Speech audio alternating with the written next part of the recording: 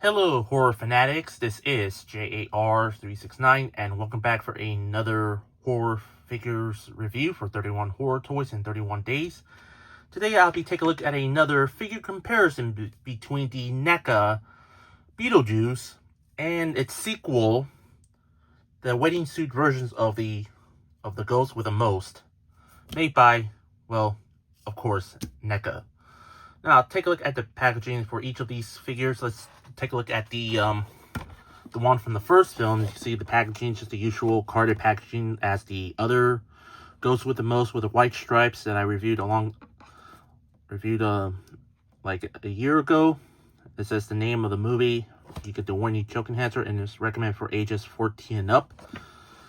You can see like the window exposing the figure and the accessories. And you get the name, red tuxedo, includes handbook and snake. And of course, there is the sandworm right there. On the back, there's the image of the figure from the Cult Classics line. And the same read-up about the movie. So that's about it for the packaging for the one from the first movie. Let's take a look at the packaging from the second one. So you can see it's just, you get the image of Michael Keaton as the Ghost with the Most. And you get the name of the sequel, and you get the name on the bottom, Ultimate Ghost with the Most Wedding Tuxedo. On the side, you can see the image of the figure.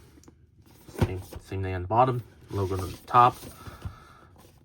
You get you get the same figure but different pose. On the back, several images of the figure in different poses, and of course, a little baby right there. And here is like a bio about like the first movie. I mean, the second one. Yeah, probably the second one. And of course, just like any Ultimate NECA package, you open the flap here. You can see the image of the figure, and you can see the window exposing the figure and the accessories. So that's about it for each of the packagings for both of them. I really like well, I'm a bit biased, so I like the Ultimates version of packaging of the Ghost of the Most. But I'm pretty sure the packaging from the first movie might have collectors friendly. But anyway, let's take both of them out of their package, shall we? Here are both Ghost of the Most out of their packaging. As you can see, a little bit early comparison. You can see the one from the first movie is shorter than the one from the second one. It's probably because he's been kneeling down. So let's take a look at each of these figures. Let's start off with the one from the first movie. The head likeness to Michael Keaton, yeah, it looks pretty good. Not too bad at all, not too bad. Even though, despite the head sculpt looks exactly the same as the white stripe version, but still really good. Not too bad at all, not too bad. I'd say they did a really terrific job here. Take a look at his wedding suit here. Yeah, you get the duffels right there, and a giant tie right there. And you can see there's like some type of rat tail or eyeball. I don't know, to be honest. You can see some like type of molds on the jacket. Okay, right there. You can see some sculpted buttons there. Little buttonholes right there as well. You can see some pockets. Let me lift out his arms. You can see some of the pockets right there, and little buttons there. Little holes, and there's like a pocket right there as well. And take a look at the pants. You can see they're all wrinkly, some crease wrinkles right there. And you got the black stripes here on each side of the legs. And you get the wedding shoes here, and you can see his bare ankles right there. I don't know, yeah, he's definitely not wearing the socks. You can see some wrinkles right there. And on the bottom, there's 2 pegals on the bottom of his feet and some legalese there as well. So yeah, overall for the figure, not too bad at all, not too bad. The sculpting wise looks pretty good.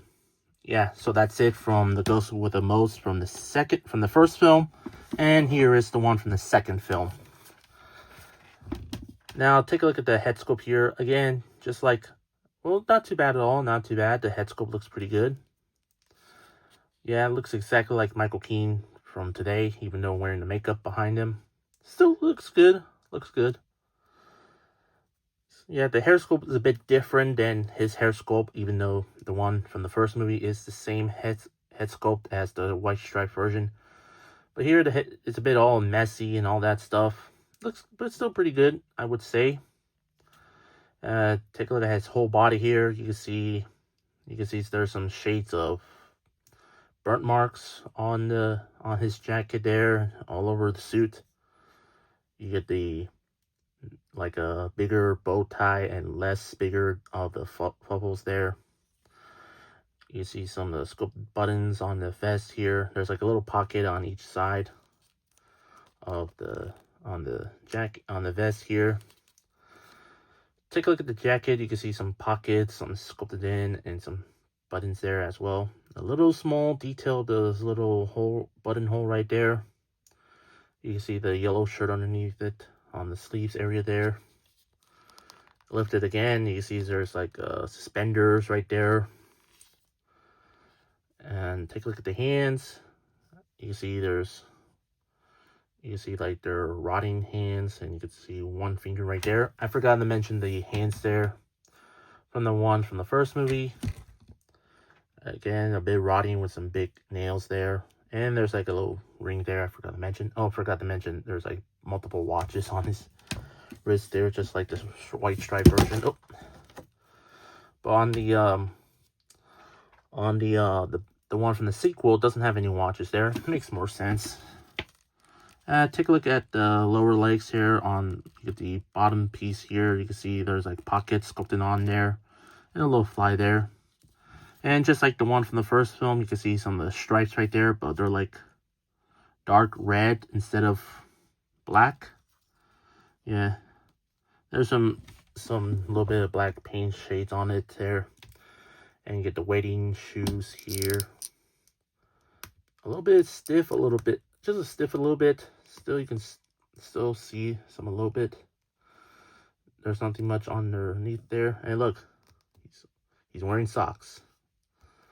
And on the bottom, there's 2 peg holes in the bottom of his feet, and no legalies there as well. Yeah, overall for this figure, the sculpting wise looks good. Yeah, they're both pretty good for sculpting. So I would say both get points for sculpting wise. I'd say they did really not too bad of a job. Now moving on to articulation. The one from the first film has some rotation at the head, ball joint a little bit. The arms do go fully rotate, does go in and out. There's some wrist rotation and hinge side to side. Waist rotation a little bit. And there's a ball joint at the ankles there. So yeah, that's about it. Just a standard old school cult classics articulation here. But for the one from the sequel, ball jointed at the head there. And there's like also a neck joint there. The arms do go fully rotate, does go in and out. Bend at the elbows, rotate. The wrists do rotate a little bit, but it's hindered by his sleeves. But does have the hinge go side to side. There's lower waist rotation, upper waist rotation there as well. Legs kick forward and back, in and out, upper leg rotation. Bend at the knees and rotate. There's some rotation at the ankles and pivot for back and ankle pivot side to side. So yeah, just a standard NECA ultimate articulation, but you can still give him some decent amount of posabilities. Now for accessories, the goes with the most from the first film does come with a snake. Instead of like the red one, he comes with the green one. And of course, he does come with the handbook for the recently deceased, which is pretty much the same book as the one in the white stripe version. I just don't understand why NECA gave us the same accessory as the one the white stripe version. Why not the little finger that he took out in the movie? Probably NECA didn't want collectors to you know, just lose it. Makes sense. Now for the one from the sequel, he does come with interchangeable hands. You got one hand for holding on to something. You got one hand for pointing finger, one hand for the hold on something. Several pairs of open palm hands that look very identical to each other.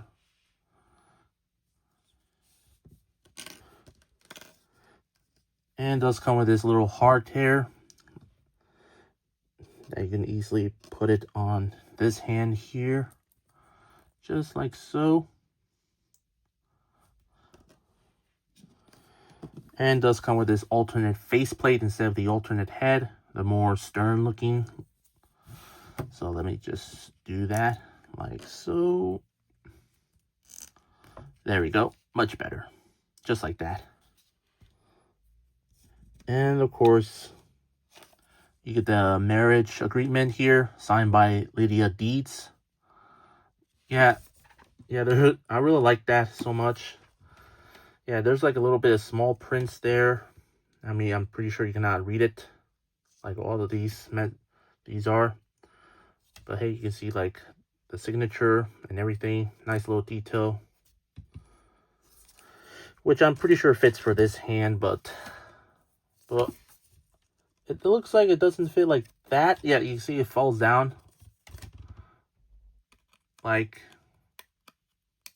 maybe we do it like this. It does hold like that, but it's better if I put it on the top just like that. Let me just do this off camera by taking off the hands here. Oh.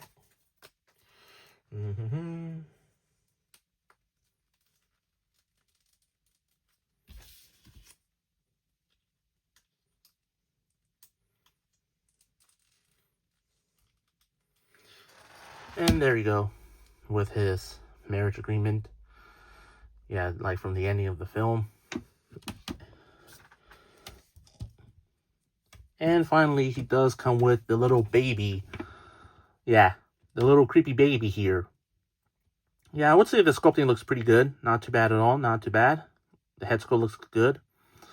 You can see there's a bunch of blood all over this little baby here. It's because this is from the ending of the second film, where Lydia has a nightmare about it. So, yeah. A bit the same from the white stripe version that NECA made, but I need to get that one too. But hey, this is it. I might display this baby in, like, sitting down on the floor and get the white stripe version, like, while the ghost with the most and the white stripes holding on it. So yeah, there's some articulation, the head, the arms, and the hands, the wrist, and the little feet there. So yeah, they're all ball jointed there, except the hands and the arms. So let me just put the little side right there. So overall for this figure, yeah, I would say I'll give points to the one from the second movie. Yeah, the one from the first film, it's pretty much less accessories and just the same exact accessories. But I really do like this version of the Ghost with the Most figure from the sequel. Yeah, very articulated, very well posable. It has more accessories than, well, this one. So I would say the winner is the one from the sequel. Yeah, if you're a big fan of the first film, yeah, I would still recommend getting this one, but I would recommend getting the one from the first movie on sale, with, like, on clearance. But I still do recommend getting the one from the sequel. Yeah, for $35 or 40, depending on which, or like for the inflation going up.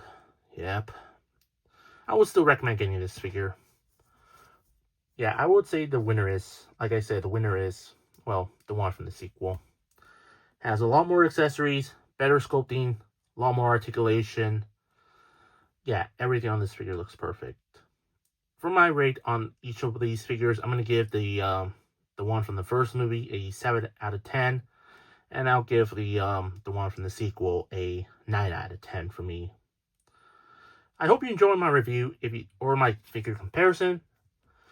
Please consider like, comment, share, and subscribe if you're new to my channel, and follow me on Instagram, Threads, and Blue Sky. All 3 links will be in the description down below.